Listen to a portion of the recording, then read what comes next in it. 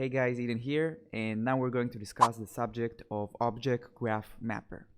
Now, an Object Graph Mapper is simply a fancy word of writing object-oriented notation to talk to our graph database.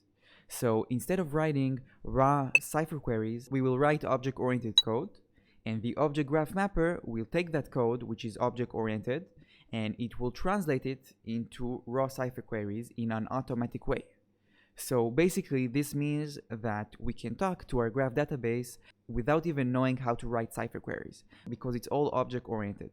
So up until now, we talk to our Neo4j database with raw cipher queries. We either run those queries on the Neo4j desktop application, or we wrote raw cipher queries and ran them with the Python-Neo package.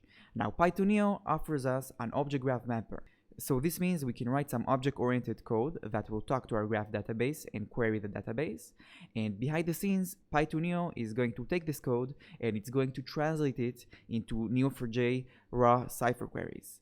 And then it's going to run those queries. So this basically means we don't have to really know cipher in order to query our graph database. We can simply use the object graph mapper. Now, the concept of writing object-oriented notation to talk to a database is very common in the industry. So for example, if we'll take a look at the Django framework, then Django offers us a very nice ORM, Object Relational Mapper. So instead of running raw SQL queries to our SQL database, we can use the Object Relational Mapper, ORM, which Django offers us, and write object-oriented code in order to talk to our database, to our SQL database. Now, this thing is not only proprietary to Django. If we go to the Flask micro framework, we can install a plugin which is called SQL Alchemy, and this will also supply us with an ORM, Object Relational Mapper, that will help us talk with our SQL database.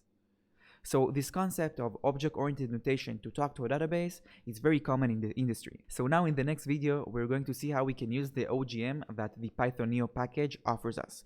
We will talk to our Neo4j database, but we won't write cipher queries. We will simply use an object-oriented notation.